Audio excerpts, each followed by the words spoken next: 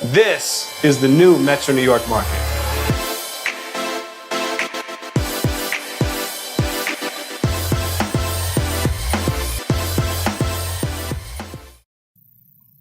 Hello, everybody. Thank you so much for checking out the Brand Advocate podcast. This is episode 2.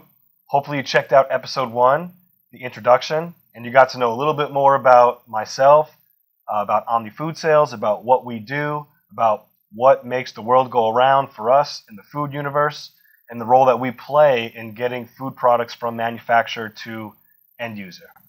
I'm in the office today. I'm going to be at appointments in meetings the rest of this week. I'm going to be out of town the week after that. I'll be back the week after that, and then I'll be back out of town going to the AMI meeting, that's the Meat Expo, the week after that. So I wanted to carve out some time, and I wanted everyone to get this episode. It's a crazy, wild, exciting time in the food industry. All right, there's a lot going on. There's retailer consolidation. There are threats from international retailers. There are club store retailers. And then combined with all that, there's the order from home, and there's the rising cost of doing business. So I wanted to talk about all these things and get this out there so that you could consume this and we could start a dialogue. You could comment. You could let me know what you think. Let me know about your ideas. Contribute to the conversation. Let me know what you think, because I'd love to go back and forth and have a connection with you there. So what I basically wanted to do here is I went through the Food Institute and some other supermarket trade resources. These are magazines that I subscribe to and that I read on a daily or weekly or monthly basis. And I just wanted to throw out some things that are important to me, and I just wanted to share what I think about them with you. So I'm just going to jump right in. So here's the first one. The first biggest one, and this is specific towards manufacturers and retailers in the New York metro market, the 2 Long Island retailers that have sold out. The first one is Best Markets. All right. It was back in November that Best Markets announced that they were going to sell 27 of its locations to the German deep discounter Lidl. And that caught a lot of people by surprise, because when A&P closed about 3 or 4 years ago, Best Yet was one of the stores that was known as a smart local operator, and they increased about 10 or more stores over the last 5 years. So they've really grown as a respected player in Long Island.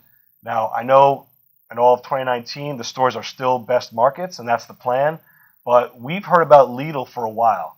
We know that Lidl is a huge international company. They've got not hundreds, they've got thousands of locations, and they've got really a simple concept, which is low prices. All right, and we know that there's a home for that, because the majority of shoppers in the New York metro marketplace, I'd say the number one determining factor when people make a purchase, it is the price. It's the cost. There's a lot of talk about organic and better for you products, but at the end of the day, people only have $1 that's going to get them so far. So price is the number one factor, and I think that Lidl does have a good model in place that there will be a void for that. Now, I think there are some things that Lidl does that maybe there are some shortcomings leaving consumers wanting more. For example, just customer service or whatnot. But I just want to throw that out there, that's the first one that closed. We heard that Lidl was going to come into this market, and they've come in a decent sized way. I wouldn't say it's in a huge way. You know, it's Long Island, which is kind of isolated, which there's already club stores and other players out there. So I view this as Lidl kind of doing a buy and see kind of transaction. They're going to buy these Long Island stores, and I don't think that's the key to the whole Northeast. No, not at all, because we know there are other much larger players. But in Long Island, I think Lidl can experiment, and they might be able to be successful. But one thing they've got to be careful of is the Best Market stores had a high level of customer service. A lot of people that were attending to your needs that you could talk to. There was a local neighborhood feel. And I think that was one of the key factors to Best Market's success, was there was people at every corner. You could talk to someone, you could grab someone's ear, and you could get in and out of that store fast. I've been in Lidl stores, and good luck asking and finding help there. So that was the first transaction.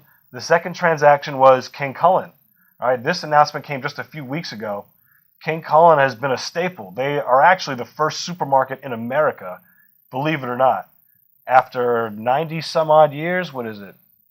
After 89 years, King Kullen has sold out to Ahold, the parent company to Delhaize, which is the parent company to Stop and Shop. Now this one is less of a surprise. Over the last 5 to 7 years, King Kullen's store count has decreased, the volume that they've been doing has decreased, and their ownership has really not been very aggressively trying to take on the newest products and or expand to the newest stores. They've actually, decreased their footprint. So from a business perspective, Stop and Shop, they've made an announcement that this acquisition is, let me read this quote. An analyst at Strategic Resource Group believes the acquisition will lower Stop and Shop's prices as it is increasing its procurement power to help compete against Lidl and Amazon, reported Newsday. Yeah, I don't really agree with that. I don't think the 32 supermarkets in Long Island, the King Kullen stores, are going to drastically increase Ahold and Stop and Shop's buying power. There's something different to this. This is about perhaps Ahold needing to spend cash, maybe Ahold just looking to make an acquisition, but basically the volume in these stores has been dying a slow death. So this is the definition of buying something low and hopefully making it something high. But in my opinion, these consumers have already made new decisions about where they're going to buy their groceries. There's a dozen other options in Long Island, and I think Stop and Shop's going to have a lot of work to do if they're going to try to get those consumers back into these King Kullen locations. So why did Best Markets and why did King Kullen sell out within 4 months of each other after there hasn't been consolidation like this in years? Well, there's a number of factors. Number one is the minimum wage has gone up. As of January 1 in New York City, the minimum wage has gone up to $15 an hour for any company that has 10 or more employees. That's affecting a lot of supermarkets because, believe it or not, a lot of supermarkets have or had help that were hourly workers that were not making close to that. And now that those people are getting a raise, it's basically forcing the supermarket owners to either innovate or find ways to come up with that cash. All right, so the cost of doing business, labor, most companies' number one expense, has now gotten higher. Number two, there's the cost of goods, right? For manufacturers, the cost of manufacturing, the cost of transporting goods has gone up. There's a shortage of truck drivers in America right now. There's been a set of laws that have gone into place that have required truck drivers to take mandated time off and rest and sleep in between driving. And that's a good thing. And let me explain why. Because truck drivers were driving 15, 16 hours straight. I mean, how many Red Bulls or whatever are you taking to drive 16 hours straight? And if a truck driver fell asleep and their car wiped out, they could take out a whole corridor of I-95.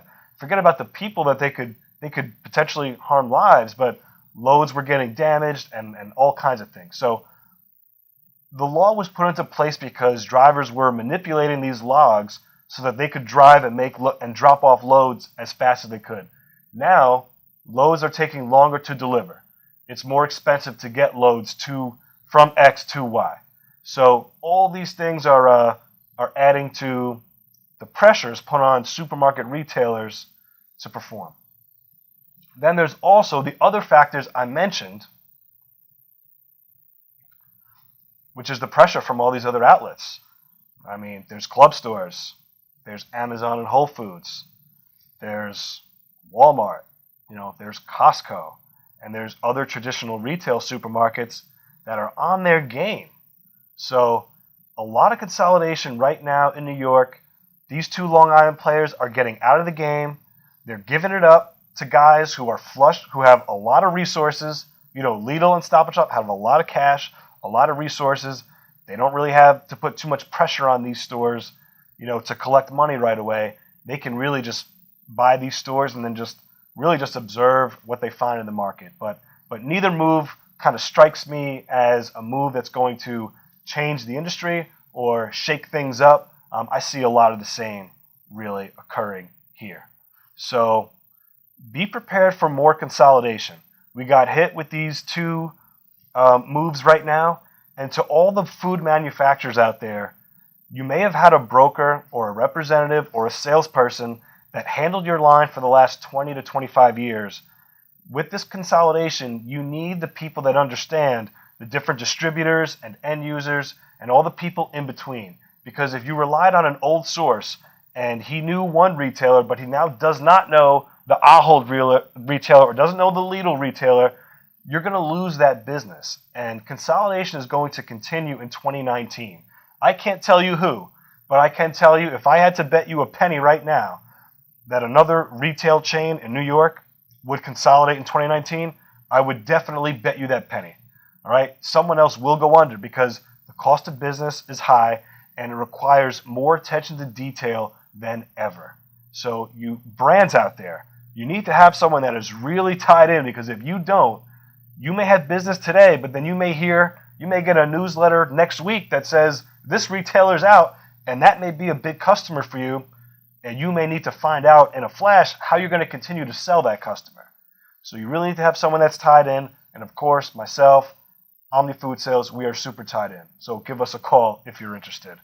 I got to plug ourselves. This is our podcast. Why not? So let's see. That's the change that's going on. What else? What is the next thing I wanted to reach out? Oh, okay. So this is a study I read about that I thought was interesting.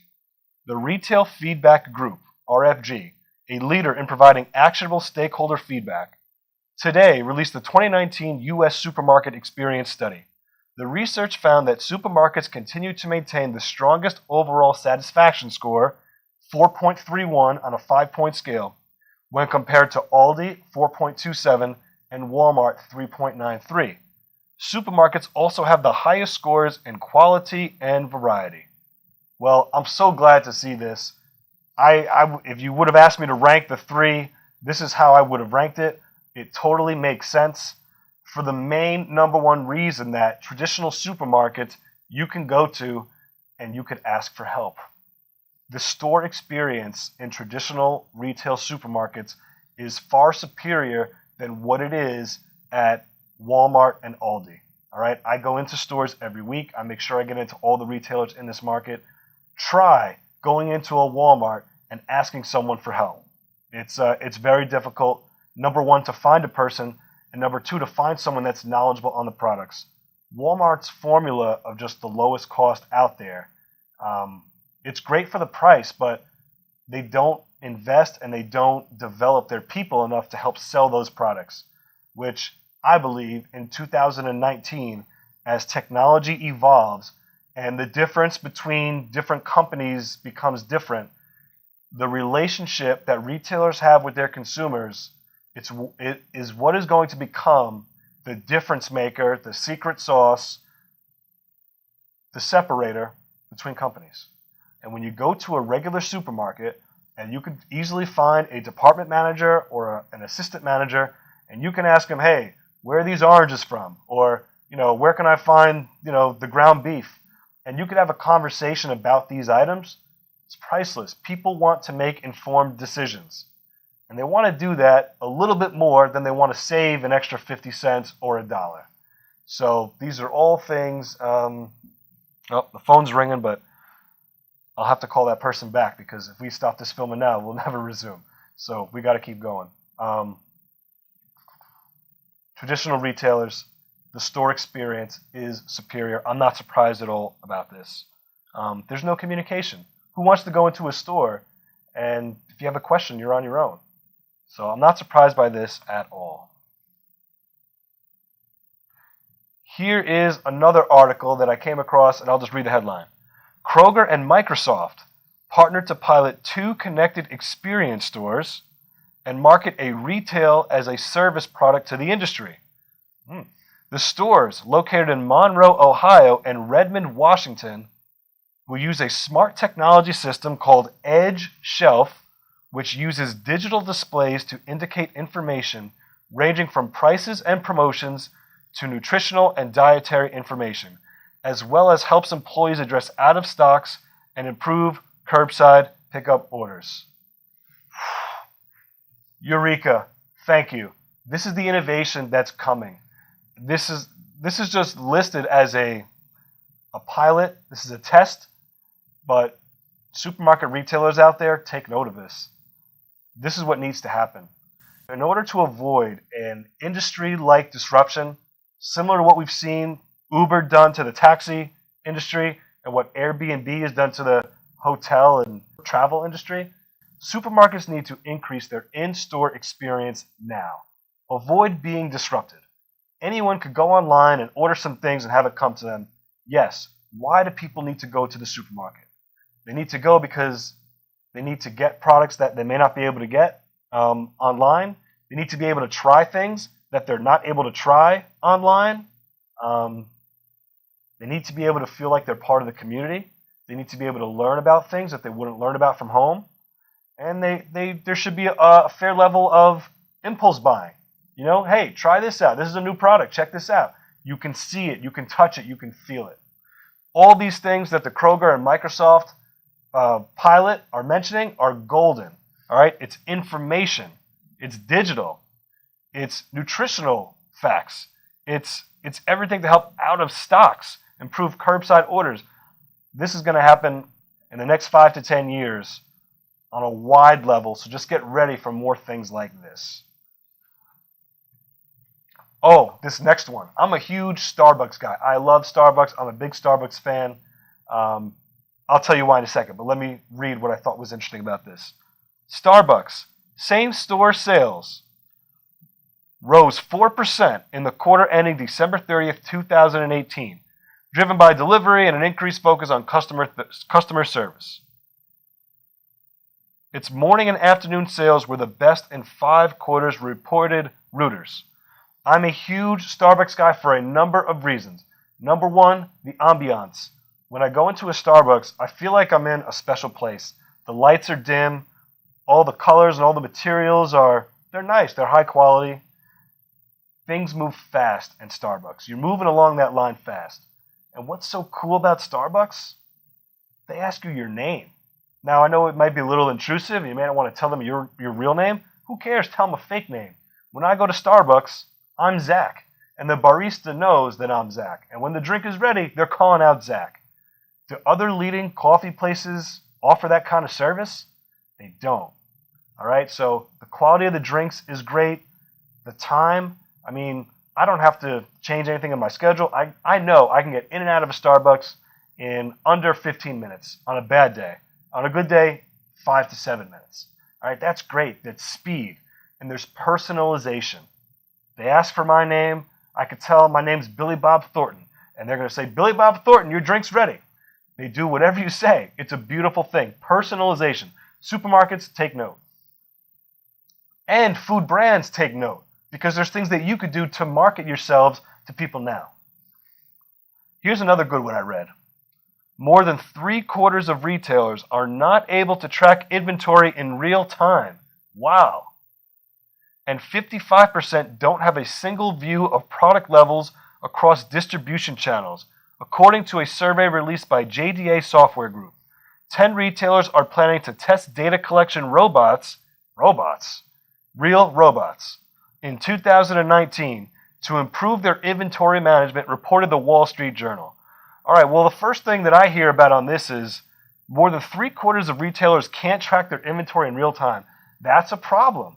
And I think 100% of retailers should be aiming to track their inventory in real time. So the fact that the majority cannot is a problem. Because I know from working with stores and the amount and the way that I do, a store with empty shelves doesn't make money and it doesn't help consumers get what they want. So if there's anything that can be done to help make sure more product stays on the shelves in a more timely fashion, it needs to be invested in. No one would argue with me on that in the food industry. So I thought that was wild. All right, just to show you the things that are going to be coming in the food industry, technology that will help retailers see in real time what the amount of product is on the shelves. These are things that need to happen and will happen.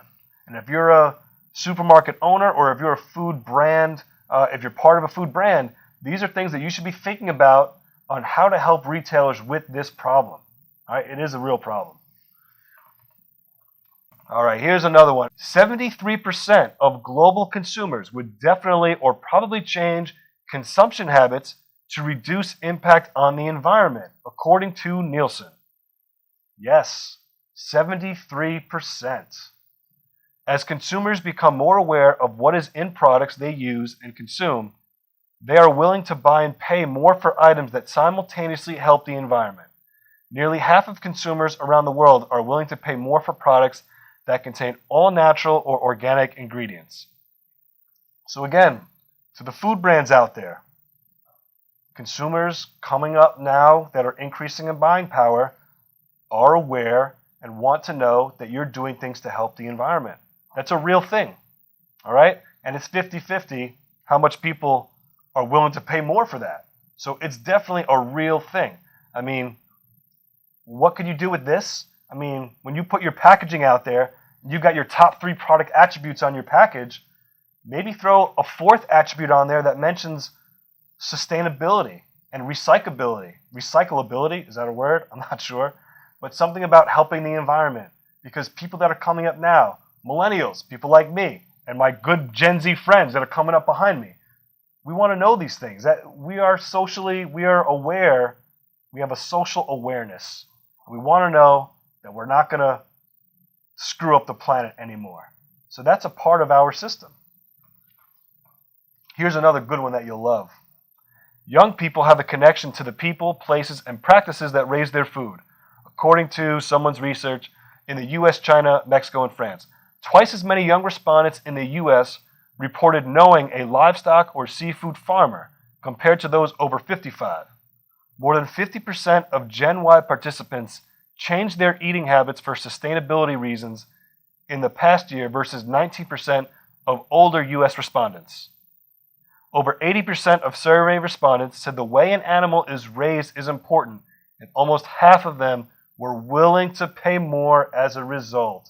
Again, 50% of the people polled are considering or willing to pay more for a product that is socially conscious. All you brands, think about that, ingrain it, make it a part of your philosophy, and advertise it, and share it, and promote it. It will be embraced. If you want to develop a connection, these are the things you need to embrace. Oh, talking about trends.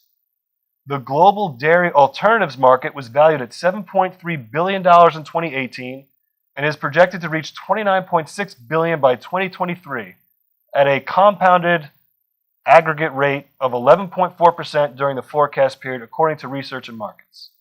Consumer shifts from synthetic dairy products to vegan and plant-based products is one of the major factors driving the market for dairy alternatives. The global demand for dairy alternatives is increasing significantly, especially in the Asia Pacific and European regions. So what's going on here, guys?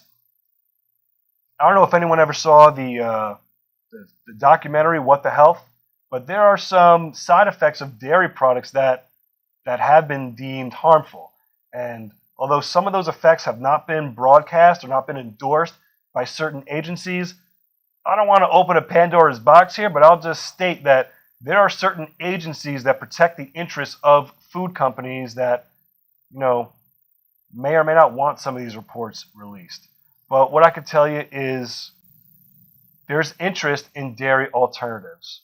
All right, there's interest in alternatives to traditional animal-based dairy. And that's something that food brands should be aware of. Here's another one. Case shipments of plant-based protein increased 20% from broadline food service distributors to food service operators in the year ending November. All right, basically, we look now, plant-based protein. That's a real thing. That's a 20% increase. That's nothing to shake your head at. That's the real deal. All right, who could make a plant-based protein that could taste juicy like your favorite hamburger or your chicken nugget or whatever else it is that you enjoy in protein? That's something to watch. All right, switching gears. Biggest threats to the world population. What do you think is the biggest threat to the world population? I'll give you the first one. Climate change. All right? But I bet you never guess the second one. Starts with an O. Obesity is among the biggest threats to the world population. According to a report by the Lancet Commission on Obesity, the commission recommended government subsidies of $500 billion to beef, dairy, and other food industries worldwide should be shifted to sustainable, healthy farming, reported Reuters. All right, in America, we have an obesity epidemic. It stems down into children's schools where there's unhealthy foods, and it stems into what's available, easily accessible in the workplace, for lunch, in the majority of restaurants. It's just there. So if your food brand can be part of something that would shift away from contributing towards that threat to the world population, that would be a plus. And by the way, the other biggest threat to the world population is undernutrition, which is unfortunate and affects some people. All right. More change, right? More social awareness. New York City recently put in a ban on styrofoam products. It took effect also on New Year's Day, just like minimum wage. All restaurants, stores, and manufacturers are no longer allowed to use the foam products to package food or fill packaging. The city will not begin fining vendors until July, so they got 7 months. The reason why the styrofoam ban, the majority of it winds up in landfills and doesn't, disintegrate, and it clogs up waterways. So if your product uses styrofoam in its packaging, you may want to proactively get out of that. I mean, food manufacturers are not part of this ban. This is on single-use products. But if you're looking at the dots, looking a few steps down the road here, you may want to get out of styrofoam packaging. The state of Florida. A Florida state senator introduced a bill that would ban plastic bags and single-use straws in grocery stores, restaurants, and other businesses that sell food. The proposed bans would carry $500 fines for first-time violators, and $1,000 fines for subsequent violations, reported News Service of Florida. All right, well, I think these fines are a bit hefty, and I think it'll take some time to get this law in, but this is the way things are going. In a matter of time, the plastic bags in supermarkets will be gone, and I think everyone will be using those recyclable, reusable bags, even if you don't bring it to the store. Even if you walk into a store and they put them underneath your cart, then you walk around and shop, and then you use that when you leave. It's just going to happen. So, just deal with it. Just face it. Look, that's coming. I thought this was interesting too. Never heard of this company. TerraCycle is slated to launch Loop, a program that offers consumers refunds for returning empty packages. About 25 companies, including Nestle, Unilever, Coca-Cola, Mondelez International, Danone, and Pepsi, agreed to participate, and consumers will be able to return their packages via UPS at no charge. The program will debut online in New York, New Jersey, and Pennsylvania, as well as in Paris through a partnership with Carrefour, reported Bloomberg. All right? Packaging. Packaging is super important. It's the way a brand communicates its attributes. It says what's unique. It says where it's from. It sells its story. People have connections to certain brands. There are certain brands that I'm always buying and bringing into my home and feeding and providing to my family. So packaging will always be a staple of food products because it tells a story. But reusable and recycling the packaging, yeah, I could see this being something big too. How much money does it take in manpower to recycle something? Send it in, get a rebate. It'll streamline the whole process. I could see this becoming a bigger piece of the supermarket, food industry cycle in the near future. So watch out for that too. I need to take a drink of water.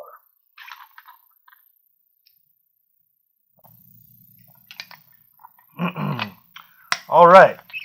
Here at OMNI Food Sales, we are located in the beautiful South Bronx, the Hunts Point Meat Market. Right outside my window here, I can see the beautiful Manhattan skyline. I could see everything right from here.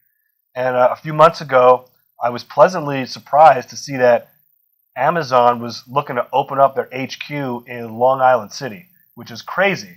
And I did a little reading about it and saw that New York offered a large amount of tax breaks to get Amazon to want to move here, in addition to being close to all the businesses and networking and people that are here, the infrastructure that is already in place.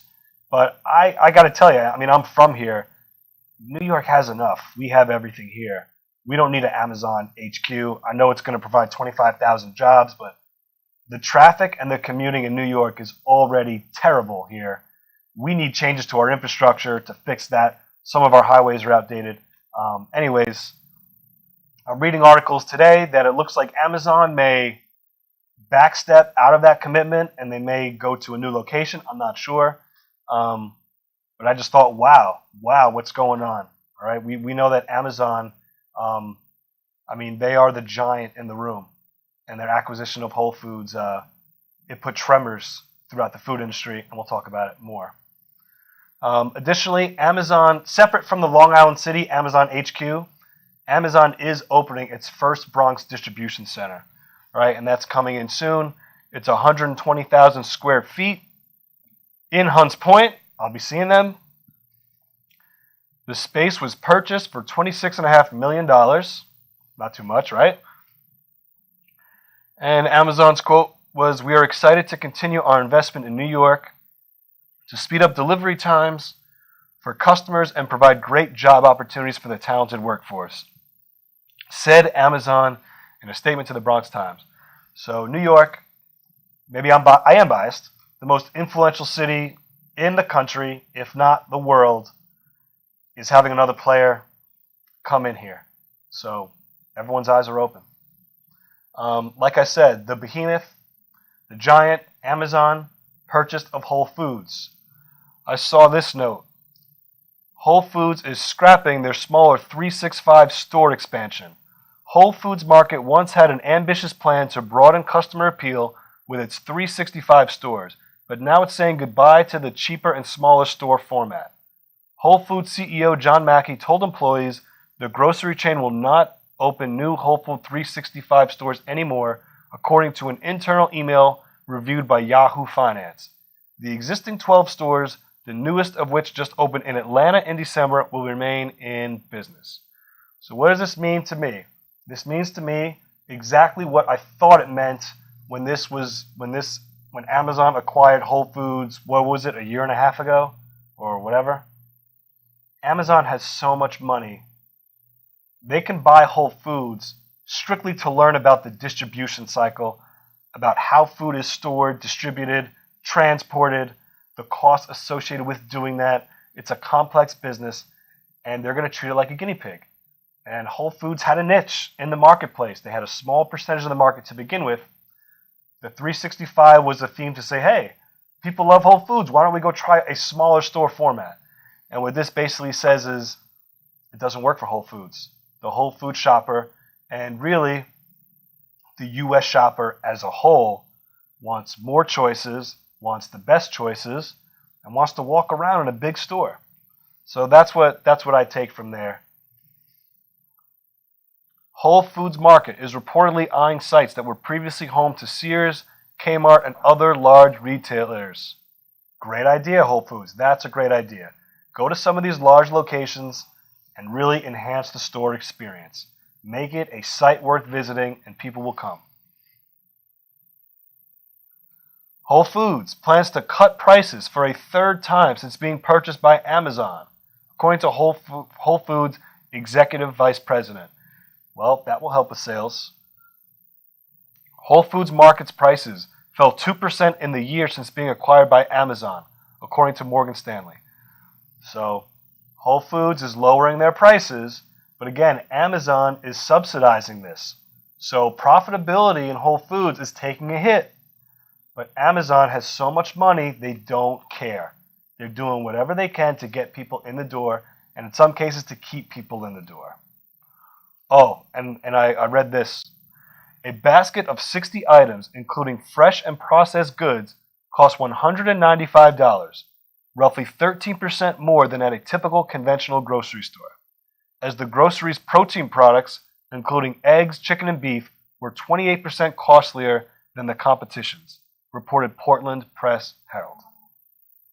The same products at Whole Foods you can get at other retailers, and you're going to pay roughly 13% more to spend at Whole Foods. It's got to change.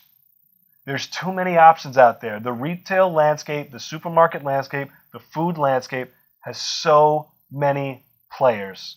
It's a crowded space. And you can't hide behind what you hid behind before. Everything is out there. People are comparing. So I thought that was neat. I thought people would appreciate that. And the last headline I got here, all the young kids will appreciate this. PepsiCo began making deliveries with self-driving robots at the University of the Pacific in Stockton, California. Students will be able to order baked Lay's, Sun Chips, or bubbly, sparkling water on an app and then meet the six-wheeled robot at more than 50 locations on campus, reported the Minneapolis Star-Tribune. Wow. I don't know what to say. I'd love to see it. I'd love them to include healthy options in this. And I'm not sure about, robots. I don't know much, but I just thought that was interesting. The one thing I could say is I've grown up in the food industry my whole life. There's never been more change in the supermarket industry than there's been in the last 5 years. And in the next 5 years, there will be more change in the supermarket industry and the way that people buy, store, and consume food than we've seen in the last 25 years. That's a fact. I've been in meetings with the largest retailers, with food manufacturers. This is the real deal. This is coming. All right? And the people with sound business models, the retailers with sound business models, will not only survive, but they will thrive. All right? When you look around, and if you're an industry insider like me, you read things on the newspaper that, this retailer is being bought by this retailer is bankrupt and acquired by this. There's a lot of consolidation because not everyone has the discipline and controls to watch stores and gross profit margin levels and sales in billion-dollar businesses. I mean, when you're talking sales for supermarkets, you're talking billion-dollar businesses. That's why I love the supermarket industry so much. It's a huge industry that affects and impacts everybody's families nationwide. All right? So, retailers, food brands, you got to know your numbers, you got to know your customer, and you got to keep everything in line because there's going to be a lot of change. And the weak companies, both retailer-wise and manufacturer-wise, when a storm hits, the weak ones will be the first ones to fall out. And guess what? The stronger ones will just keep growing and getting bigger. And they will continue to be there. They will continue to stay. I believe in the experience of the store, and a lot of people want to continue to have a great experience in the store. If I could speak for my generation, I mean, I'm a millennial. I have a young, growing family.